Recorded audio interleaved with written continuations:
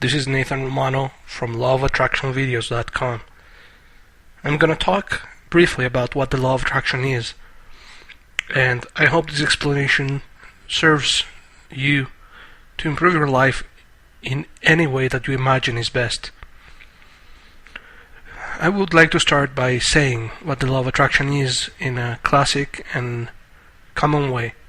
The Law of Attraction is a law of the universe, and it basically describes that whatever you think about comes about, or, said in different words, your thoughts become things.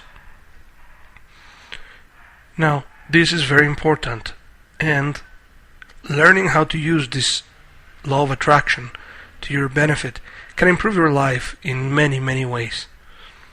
How do you improve your life with the law of attraction? In order to do this, you first need to understand what your mind is and how your mind works. Your mind, and whenever I refer to your mind, I'm talking about the 95% of your entire brain power, which is controlled by your subconscious. So when I say your mind, I'm talking about exactly that, your subconscious. Your subconscious mind is the one that controls every single aspect of your life. It is the one that controls your breathing, your heartbeat, your blood flow, the way the vitamins and minerals get consumed by the cells in your body. And besides that, it also rules the way your life plans out each and every day. By this I mean that there is no other way to experience life besides the subconscious. Your subconscious is the only thing that makes you experience life, and it does it through the beliefs it holds. For example, right now you're sitting down or standing up or whatever it is that you're doing. You're being pulled by the gravity of Earth. This said gravity does not really exist, and you're pulled by it because you accepted the fact or the belief that you should be pulled by it, and that it rules the way you interact with everything around you. This is only true as long as you believe it, as long as your subconscious mind believes it. And as long as it does not find any evidence on the contrary, it will continue to believe this. Now, there's like a catch-22 with the mind. It will find evidence that everything it believes is true. There's no way to prevent this from happening. And this is why the law of attraction is so powerful. If you hold on your subconscious, in your subconscious mind, limiting beliefs that limit you from being happy, from being wealthy, from being rich, if you think that money is bad for you, if you think that rich people are bad and you consider yourself good, all those little beliefs that are hidden inside of your subconscious, they are the ones that limit your potential to become the one thing you want to become. Now, how does this all tie together? First, we need to set up some rules on how your subconscious works. The first thing you need to understand is that your subconscious does not understand the differences between sizes of things, meaning wins or losses. For example, to your mind, it is the exact same thing to be able to tie your own shoe or to win the 60 million lotto.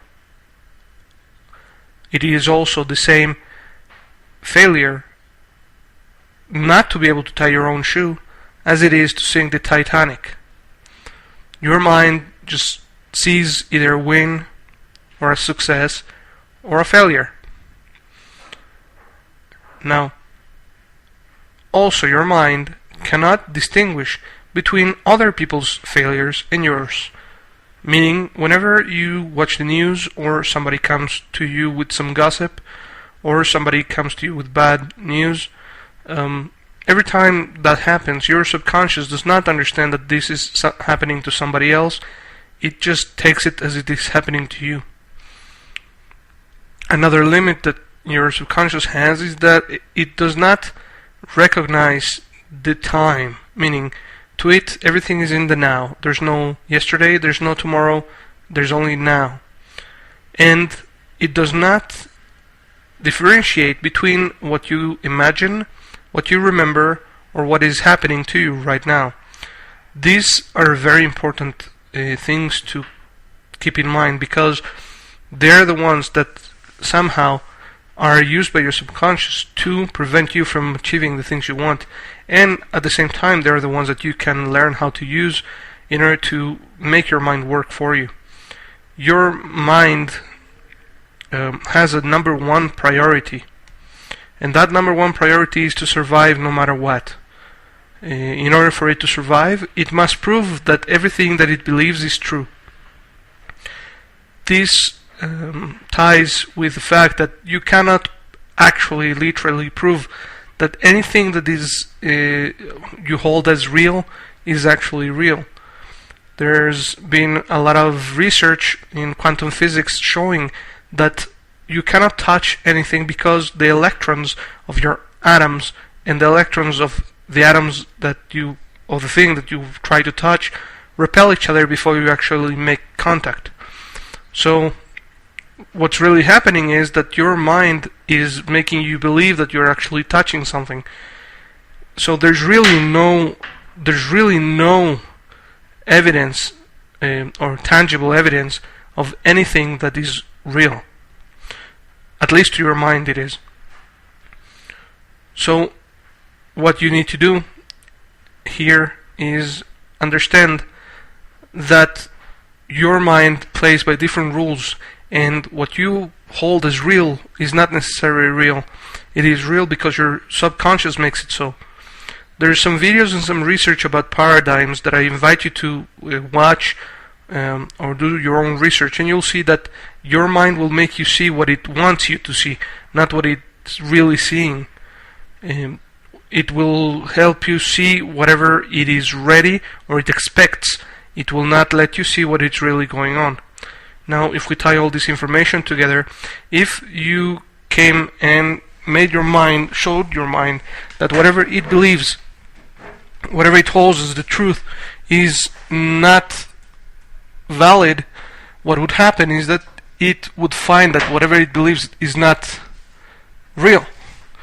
And since the only thing that your mind knows and the only thing that it holds is its beliefs, and its number one priority is to prove that whatever it believes is true, when you unprove your mind from its beliefs, it could literally die.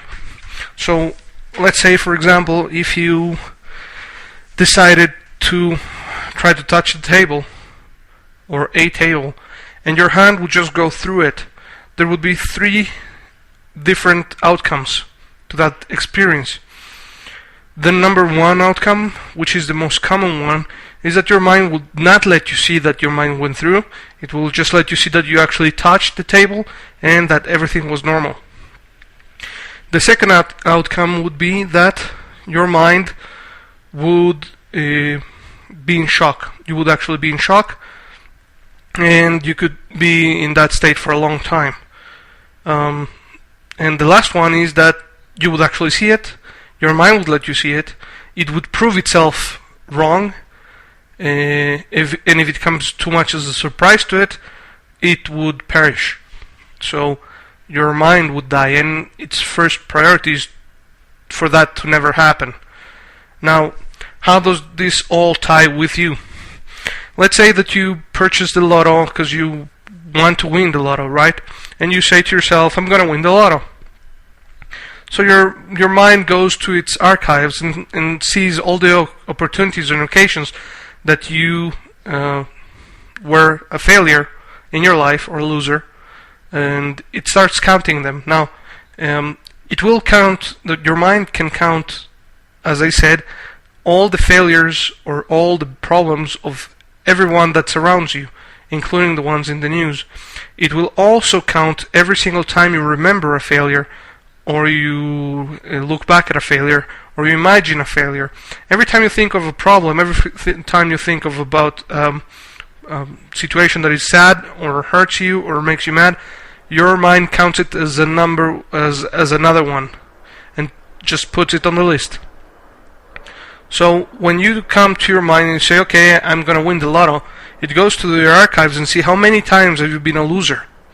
Okay, how many times have you experienced losses?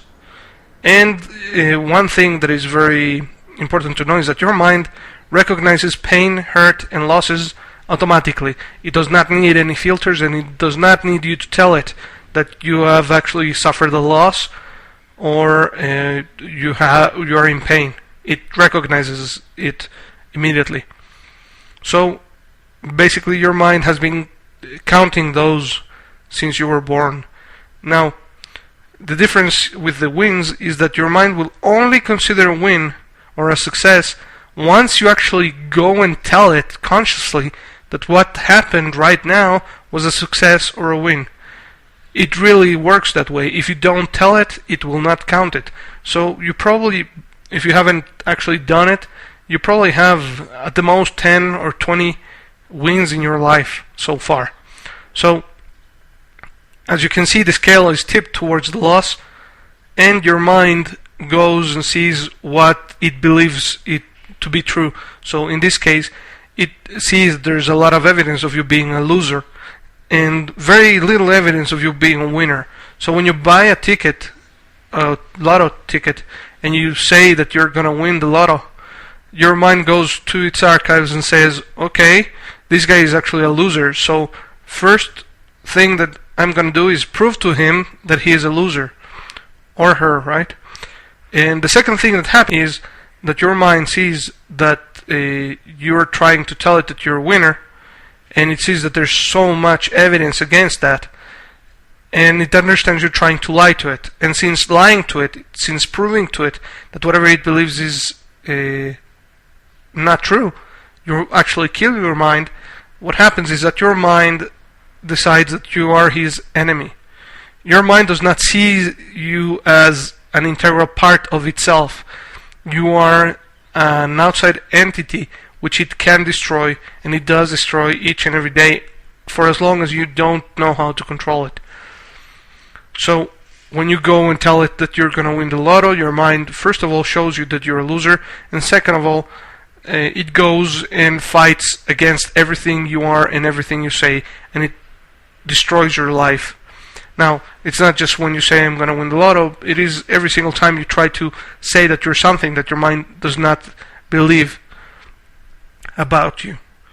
So now that we know how powerful the mind is, the most important thing is to use the imagination in order to make the mind work for you instead of against you. The first thing to do is start making a lot of successes or wins to have as evidence for your mind to support you.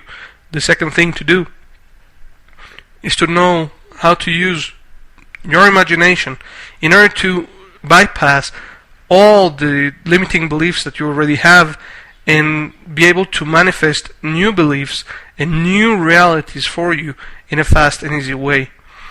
The only way to achieve this that I know of that actually works and works fast is the one at lawofattractionvideos.com. There is no other way. It's just the way it is, and it's very well explained. You will see 3 hours of video showing you how to do this. Be very careful not to contradict your mind. This also applies to affirmations. A lot of people use affirmations. Your mind does not take kindly of those since you're trying to lie to it. So it will lash against you, and that's not good. You want your mind as an ally, not as an enemy. Considering that you only hold 5% of the entire power of your mind, and it holds 95%, you are at the losing side if you go to war against it. So please do whatever you must to get to the site lawofattractionvideos.com. Learn how to make your mind follow you and consider you a winner, so you can change your life in the best way possible, the fastest way possible. This is for you and everyone you know. Let's help change the world and change your lives so you can stop suffering and enjoying life to the fullest. Thank you. This has been Nathan Romano. lawofattractionvideos.com.